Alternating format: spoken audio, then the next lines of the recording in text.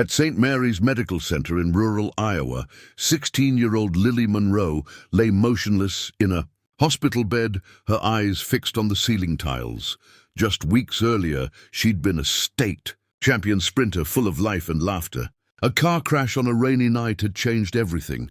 Her spine was shattered, doctors said. Permanent paralysis, they whispered in confident tones. Her parents had spent thousands flying her across the country to specialists, searching for hope. But the final verdict always echoed the same. She would never walk again. Her spirit, once fierce, had faded into silence and surrender. Dr. Patel, the lead physician, spoke gently as he delivered the final blow. "You've done everything possible," he told Lily's parents. "Now is the time to plan for a future with permanent care." Her mother sobbed uncontrollably, her makeup smudging as she clutched her husband's arm. Her father nodded solemnly, but deep inside his heart shattered. Lily, however, showed no reaction. She had grown numb to pain, to sympathy, to false hope. She had heard it all before. Her body was still, her dreams now distant memories buried beneath the white hospital sheets. With no more options left in the city, Lily's parents decided to send her to stay with her grandfather in the countryside, not out of hope, but for peace. James Holloway, 61, was a humble farmer who had spent his life working the land. He was a man of few words, living in a modest farmhouse miles from the nearest town. He greeted Lily at the porch with a quiet nod and didn't mention the wheelchair. Instead of pity, he offered her something unfamiliar: purpose.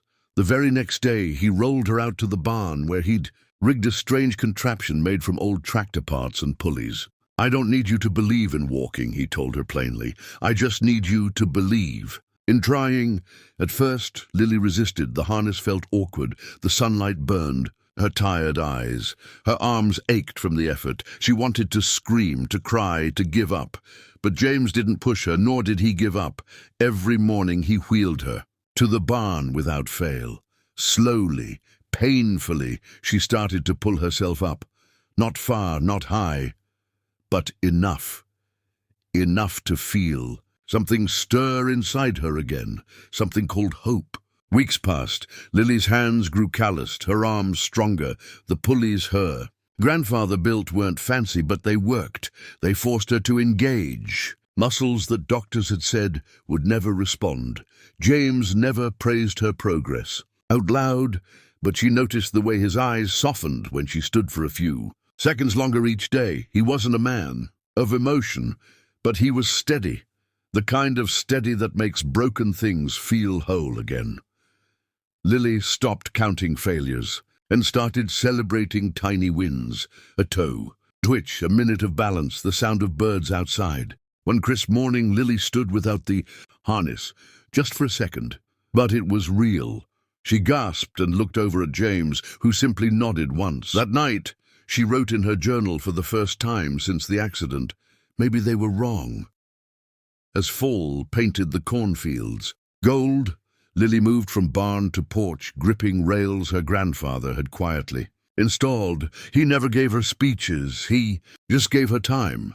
And when she fell, and she fell often, he helped her up, dusted her off, and walked away, letting her own frustration fuel her fight. By winter, Lily took her first steps, shaky and uneven, but steps nonetheless. Her parents returned for Christmas and stood in shock as their daughter slowly walked into the room, arms stretched for balance, tears streaming down her face. Her mother collapsed to her knees, sobbing, while her father hugged James without saying a word. The doctors who had signed off on her case as permanently paralyzed received a quiet email from Lily with a photo attached. Her standing in front of the farmhouse, smiling, the caption reading, "Only still trying." They never replied. Lily never became a sprinter again, not in the official sense. But she ran in her own way. She gave talks at rehab centers. She started a local foundation called Just One. More try to help others with injuries find unconventional hope.